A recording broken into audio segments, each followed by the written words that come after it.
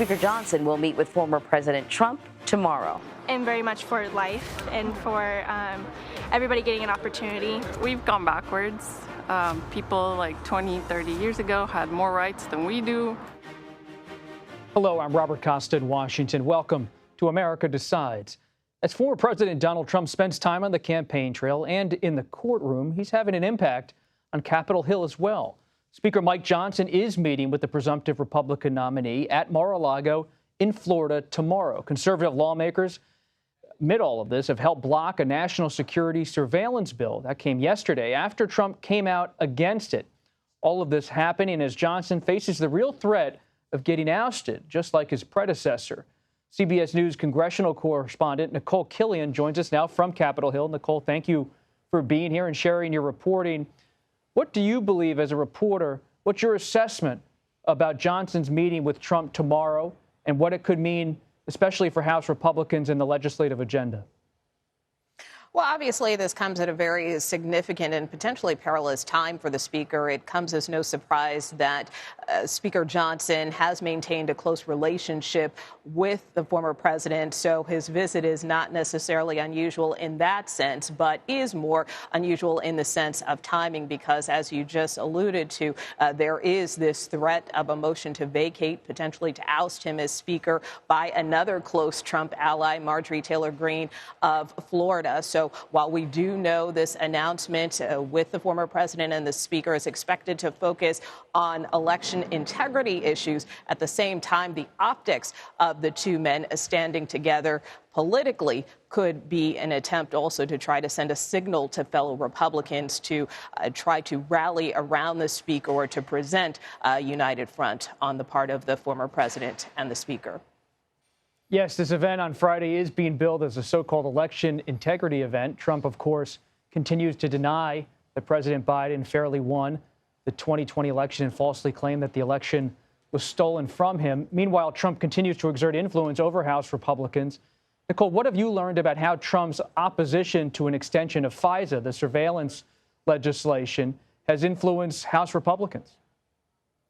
Well, we did see this week some 19 House Republicans block that bill, which would have reauthorized, and technically it was the rule that would have allowed the bill to be taken up for consideration, but essentially blocking this bill that would reauthorize the government's warrantless surveillance program. But that being said, it is not stopping the Speaker and Republican leadership from trying to move forward, even as the former president has suggested killing the bill. We are learning late this evening that it's possible that the House will try to make another attempt to try to bring this FISA legislation up, potentially looking at shortening the reauthorization period from 5 years to 2 years potentially. There has been talk of another rules meeting in the near future, and that the House could again try to bring this up before the end of the week. The Japanese Prime Minister in Washington. Let's listen for a moment about what he had to say. As we meet here today, I detect an undercurrent of self-doubt among some Americans about what your role in the world should be. With respect to the Japanese Prime Minister, as a reporter, I would not characterize it as an undercurrent of self-doubt. There's, in fact, a raging debate between both of the parties about the United States and its role in the world. One of the key issues on that front, Nicole, as you know well, is whether to have an extension of funding for Ukraine in its war against Russia. Where does that stand right now in Congress? Yeah, well, I think that was perhaps what was most striking about the prime minister's comments to Congress earlier today. Certainly, while he did talk at length about the strong alliance between the United States and Japan, he did spend a lot of time talking about some of those global threats around the world, not only in the Indo-Pacific, but also with respect to Ukraine, talking about how Japan has supported Ukraine in its war against Russia, and also questioning what might happen if the U.S. doesn't support Ukraine. So again, this all coming at a very critical time as Speaker Johnson also has to make a decision about whether or not to bring that supplemental legislation to the floor. A lot of decisions for Speaker Johnson as he heads to Florida. Nicole Killian, thank you. You bet. President Biden's campaign launched a 7-figure ad buy in Arizona focused on abortion rights. The battleground state is grappling with the fallout of the state's Supreme Court upholding a near total ban. In the ad, the president criticizes former President Donald Trump's abortion stance. CBS News senior White House correspondent Weijia Jiang joins us now from the White House. Weijia, this is an indicator, perhaps, of how this White House and the Biden campaign are laser focused on abortion rights, especially in the wake of Arizona. And Bob, we have seen this time and time again from the Biden campaign. It's almost like they're locked and loaded and ready to go anytime there's a development on the issue of abortion. This is the second targeted ad about abortion from the campaign that is also 7 figures. So was the first one that dropped. They were ready when Donald Trump made his comments about abortion by increasing ad spending, and then the White House announcing that the vice president would actually go to Arizona tomorrow to talk about reproductive freedoms. And now you have this brand new ad, really all of it part of an effort to remind voters what's at stake, in their words here, because even though Trump has tried to distance himself from this very controversial issue by saying it should really be up to the states, these ads, as well as every chance they get to talk about it, are trying to remind voters of why we are in this position in the first place, which is because, of course, the reversal of Roe v. Wade. And Trump continues to take ownership of that and talks about how proud he is for his part in making that happen, which, of course, is because he appointed 3 conservative justices to the Supreme Court that ultimately made that ruling. For those of you who haven't seen it, let's take a quick listen to the ad. The question is, if Donald Trump gets back in power, what freedom will you lose next? Your body and your decisions belong to you, not the government, not Donald Trump. I will fight like hell to get your freedom back. Weijia, beyond this ad itself, what we heard in this ad and in so many things from the Biden side is Trump's name. We keep hearing Trump's name. They're going right at former President Donald Trump, citing him as a real threat, perhaps existential to American democracy. What are you hearing from your sources about why they're using his name, why they're coming right at him rhetorically and in these advertisements? Well, for the first couple years of his presidency, Robert, this President Biden was very hesitant to even talk about Donald Trump. And he wouldn't mention him by name, to your point. He would just say the former guy or my predecessor. But now that Trump is the presumptive nominee and it has become crystal clear that this is the race, they have no qualms about going after Trump. In fact, you may remember, it was during a high-profile campaign event a couple months ago where President Biden really did this for the first time. And you could see that he was fired up. You could see that he wasn't holding back. And I think we should expect more of the same moving forward, because sources at the campaign have made very clear that they think once people start to realize that this is going to be the matchup and the ticket and that voters start paying attention, because right now they might think that Trump is not actually going to be on the ballot for a variety of reasons. They believe once people really understand that it will be a much easier choice that will give Biden an edge, which is why they're trying to say Trump's name as much as possible. Weijia Jiang, as ever, thank you for your time and your reporting. Jury selection in Donald Trump's hush money trial is set to begin on Monday in New York. Coming up next, we'll discuss the biggest question marks around that trial. You're streaming America Decides.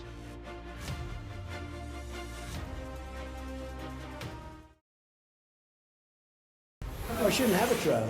This is not a trial. This is not an act of criminality. These are felony crimes in New York State, no matter who you are.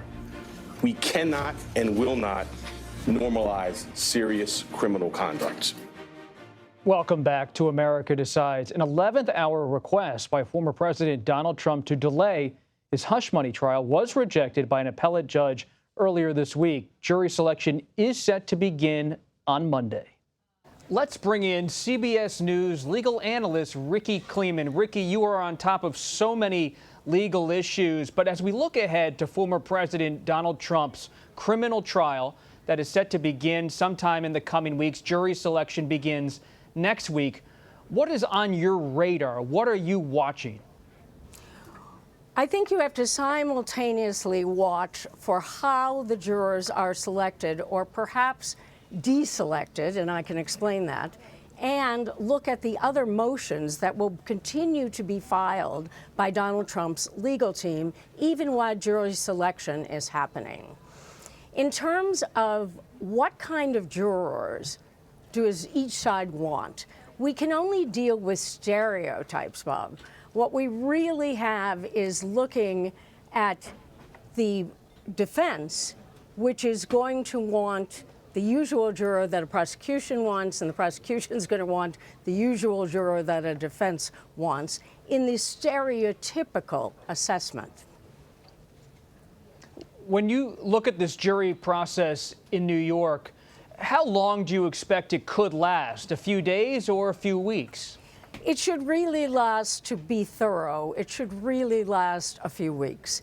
What you are dealing with here, when I say the process is a deselection, because you will get a pool of jurors that at least pass the scrutiny of both sides, and from that pool, once the others are whittled away, then they are long gone. From the pool that remains, they will have to strike jurors, or prospective jurors. So let's say that what the prosecution is looking for are highly educated, highly thoughtful people who will want to go sift through the evidence and understand about business records, understand ultimately about election law. They want the most intelligent jury. The defense, on the other hand, is going to be looking for people who are the quote-unquote kind of people who might be sympathetic to former President Trump. So that's often switched the other way. What we say when we say we're looking for a fair and impartial jury, what we're really looking for are the least partial jurors, because ultimately there is no one who is going to enter that courthouse on Monday who doesn't have an opinion about Donald Trump, one way or the other. So they can raise their right hand, they can say that they can cast aside their feelings, they can cast aside their beliefs, they can cast aside everything they've read, and they can be fair and impartial. But what if they're stealth jurors? What if they're people who want to get on this jury in order to vote the other way? What if they're stealth jurors who ultimately want to write a book? This is a difficult sifting process, and the judge is well advised to take a long time with each individual juror in order to try to get to the bottom of what they really believe. This should not happen in a few days. If it does, there's something wrong. Stealth jurors, it sounds like a book you could write if you ever had free time to do so. When you look at this trial, Ricky, former President Trump, you mentioned, might put forward through his lawyers many motions in the coming weeks. Is there any particular motion you're watching for? Yes. I'm watching for not only the filing, but the ultimate, not only for the filing, but for the ultimate review yet again of the motion for a change of venue. And I'm certainly expecting a motion for prejudicial pretrial publicity to get rid of the case. And the only way that that can be done, either one, venue or pretrial publicity, the only way that that could be successful is if the jurors themselves who come into the room, that you can't find a fair and impartial jury, that the vast majority of those who fill out the questionnaire and come to court say that they either favor Donald Trump or they want to prosecute Donald Trump, that they voted for Donald Trump and they believe in everything he says, or they voted against Donald Trump and they don't believe anything he says. So there comes a point where it is possible to say that the venue is improper. And finally, Ricky, before you go, any reflections on the death of O.J. Simpson as someone who has covered him and that historic murder trial and acquittal for many decades now? I think that the O.J. Simpson case cannot be compared realistically to the prosecution of the people of the state of New York versus Donald Trump. There were so many issues in the Simpson case that had to do with the Los Angeles Police Department and its fractured relationship with the black community, and that those cultural differences between the police culture and the African American community's culture really left the situation of people being skeptical of the prosecution. In terms of Donald Trump, if you want to make a comparison, Donald Trump has used his bully pulpit, his megaphone, to be able to say that all of these prosecutions are politically motivated. So the question then, by comparison, if there is one, is are there enough people who believe that the Justice Department federally, as well as local DAs, have become part of this weaponization to become part of election interference, to quote Donald Trump, to keep him from winning this new election, not the 2020 election, but the 2024 election. So you can have a lot of biases on both sides, but that is where I would leave that comparison. Ricky Kleeman, as ever, thank you for your analysis and your collegiality. We appreciate it. That's all right. It's a pleasure to be with you. Always great to be with Ricky. Well, House Speaker Mike Johnson's meeting with former President Trump and Marjorie Taylor Greene's efforts to oust him. We'll unpack that with our panel. That's coming up next. You're streaming America Decides. He is the Republican leader. That he is the leader of the opposition party against the Biden administration, and we expect him to lead that way, not to pass the Biden administration's agenda. Welcome back to America Decides. As we covered earlier in the program, Congresswoman Marjorie Taylor Greene is continuing to publicly question if Speaker Mike Johnson is fit for his job.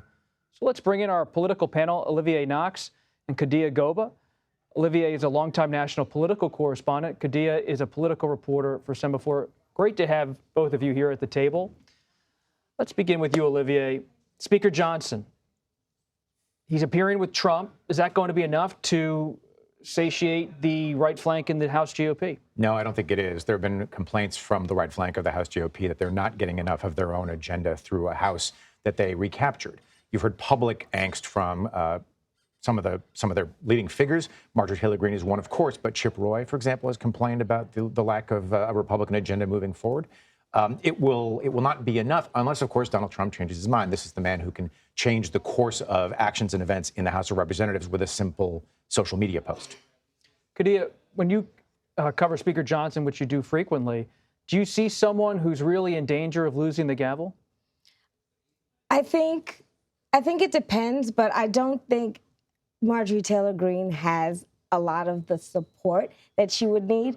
Democrats have been very outright saying that they would support a motion to vacate measure. They've also said they would vote to table. So I'm not quite sure that she has the support that would, oust another speaker. I also think Republicans are a little annoyed and uneasy about going back to their constituents and asking for another 2 years when the dysfunction has been so incredible. So I'm not sure that's going to be a winning message going into November for House Republicans. And Kadia, another issue some Republicans are uneasy about in election 2024 is abortion rights.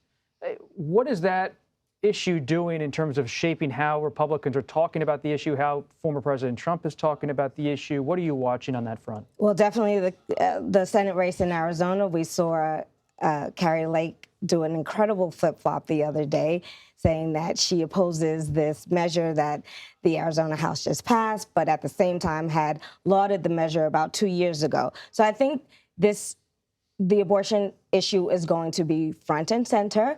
Republicans are going to be very uneasy and very uncomfortable talking about it. They don't coalesce around any, they haven't acquiesced or talked about any message that they can talk about all fluidly together, sadly. And it's going to, I think it's going to impact whether or not, the big question is whether or not people with these abortion measures on the ballot, whether or not they're going to go in and vote for the measures and then split and vote for their Republican person on the ticket. That is what I'm really looking for, to see whether or not that changes anything, all these ballot measures that are out there in support of abortion. So some Republicans, Olivier, might be uneasy about it, but former Vice President Mike Pence and others have criticized Trump for not supporting Senator Lindsey Graham and his push for a federal ban on abortion with a certain number of weeks included in that legislation. Does Trump have any risk of losing some of his evangelical support, Christian voter support, and others who oppose abortion rights by taking this more vague position on abortion? I think it's a great question. I mean, obviously, one of the smartest things that the Trump campaign in 2016 did was put his name behind a list of conservative judges that he would consider naming to federal judgeships, including the Supreme Court. That was very helpful in locking down evangelical support.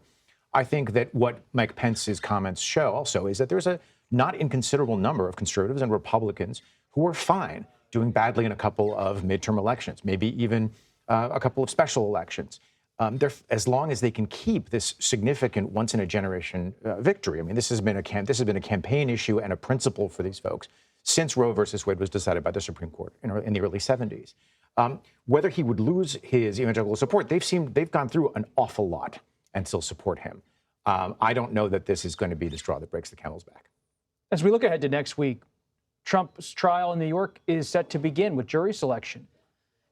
Most Republican voters I meet on the campaign trail seem to be tuning out most of Trump's legal challenges, but he could still be facing 6 to 7 to 8, 9 weeks in court in New York. What does that mean for the Trump campaign? Well, I think it makes it difficult for a person going to trial to be on the campaign rallying like Trump usually does. I think this changes the dynamic of what we'll see. It won't be the same thing we saw in 2020. I think they'll be very isolated. I think they'll have to be more targeted. I think they'll have to put a lot of their focus on Black and Latino voters, which they've been trying to ramp up for a while. I think it does considerably change the campaign in a big way.